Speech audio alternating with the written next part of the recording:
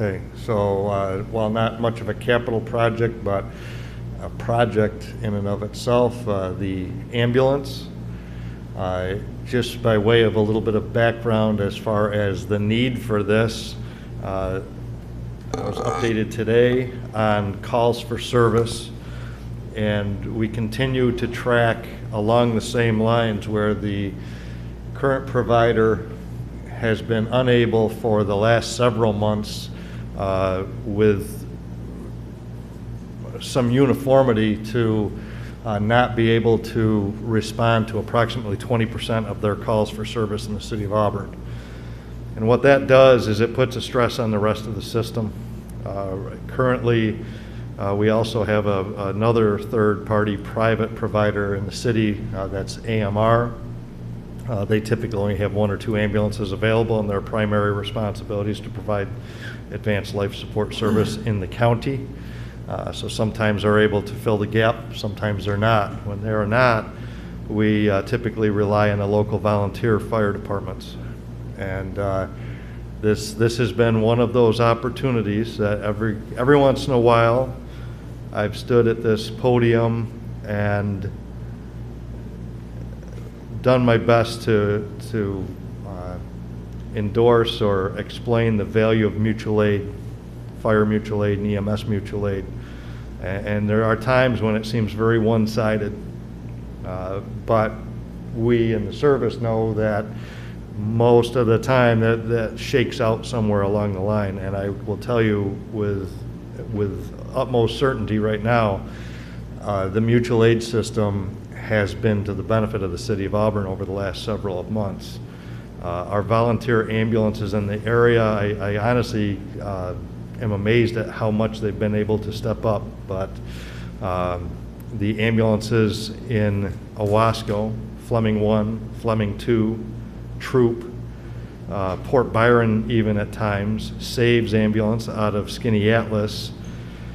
I know I'm going to be missing somebody. Cayuga ambulance, I think recently was dispatched as well.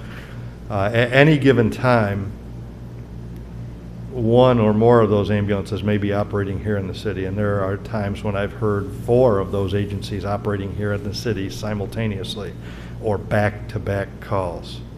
So I'd like to make sure that those organizations at some point get some recognition, because over the last few months they have stepped up in a big way to cover our residents. The problem with that is, as much as they have stepped up, it oftentimes causes a delay in the delivery of service. So, we have some examples where the response of an ambulance has taken upwards of half an hour. That's no fault of the ambulance services that are stepping up to provide that service. It's just the nature of the beast. But it has an impact on the health and well-being of the citizens of the City of Auburn. So I still, certainly endorse this project. And one of the big things we needed to do here in the beginning was to find a director of operations. So I've been waiting to make this announcement until we were all here at the same time. And last week we brought on Kezia Sullivan, who's here tonight. If I could ask Kezia to step up to the other podium, which is live.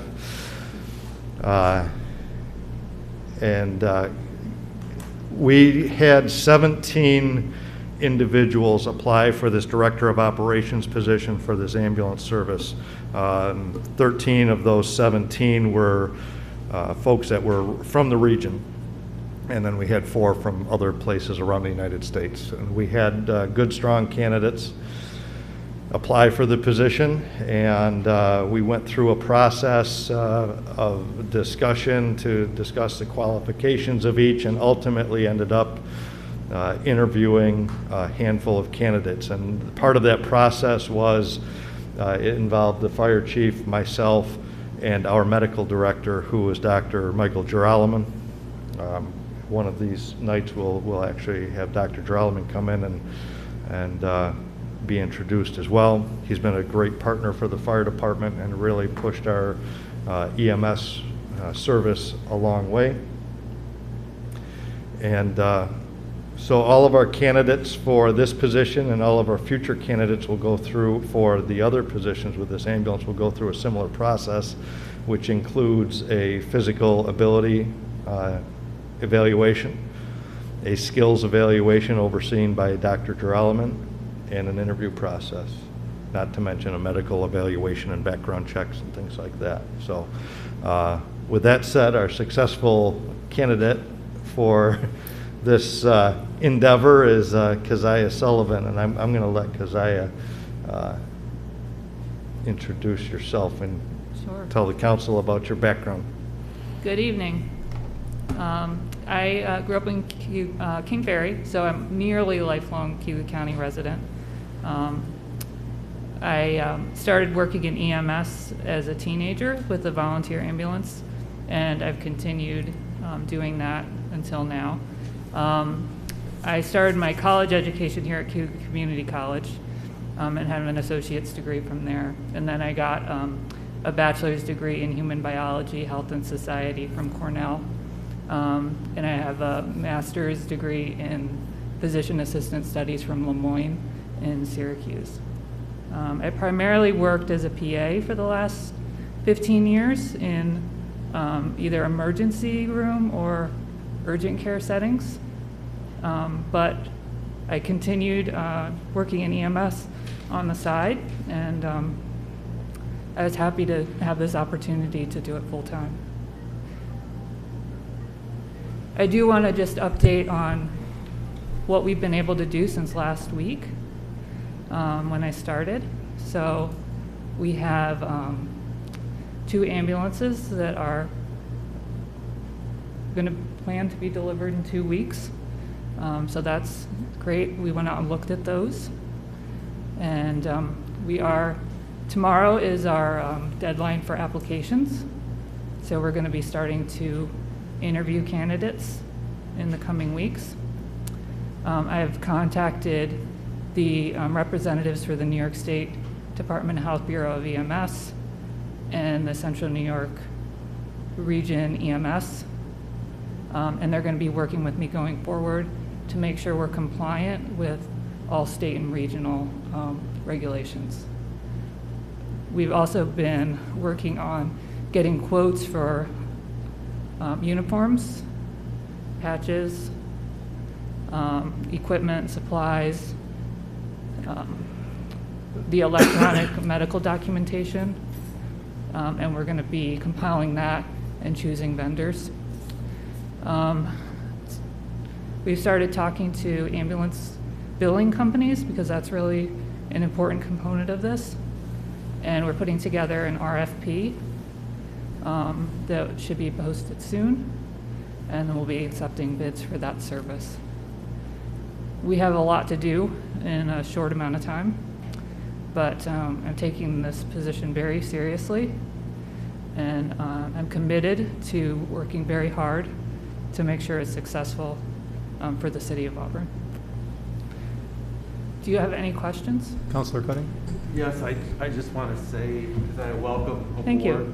I'm very excited about the project in general, but based on your credentials and your introduction tonight, I'm very excited to have you leading the city ambulance. So welcome to work for our city. We look forward to seeing you get this ambulance service up and running. I'm very excited about it. Thank you. I look forward to many more city council meetings. Nobody ever says that. They do on the first. I learned a lot already I tonight. think you're a keeper. Anybody else have anything for Ms. Sullivan? Councilor Castro? I just want to wish you good luck. Thank you. Thank you. Oh, I did want to mention too, I forgot, we've gotten a pretty good response with applications. So I tallied them up this evening. We've had 29 applications for EMTs and 22 for paramedics.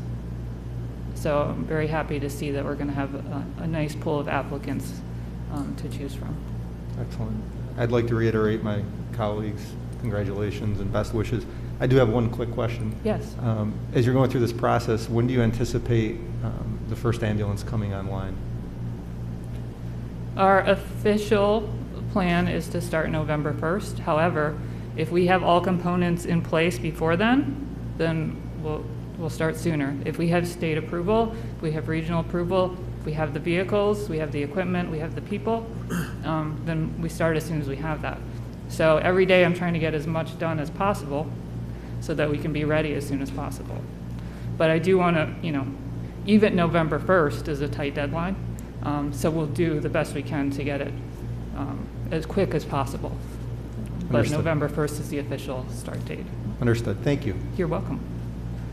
Everything that you purchase, is it all brand new? Is it rehabbed or? The supplies for the ambulances that I have purchased are the expendable supplies so far. So those are all brand new. Prior to my start date, the fire department and the city manager have already done a lot of good work, and they have purchased the ambulances and some of the main equipment that goes on the ambulances. And that equipment is brand new. So they've ordered 5 Stryker power stretchers, as well as a power loading system, which means that you don't have to do the lifting to get them in and out. 5 LifePak 15 cardiac monitors. Those are the ALS monitors that monitor heart rate. You can get an EKG, can transmit it to hospitals, so the hospital can see the EKG. You can also monitor blood pressure, pulse oximetry, capnography, which is exhaled carbon dioxide levels, and carbon monoxide in some cases too. Thank you. Thank you, Ms. Sullivan. You're welcome. And Counselor, as far as the ambulances go, we have acquired, when I say acquired, they're either here or on their way, 4 brand-new ambulances and 1 previously enjoyed unit from a military base, which is the one in the picture. It's a few years old, but very low mileage and very little use. So it allowed us to be a little bit more thrifty in that regard.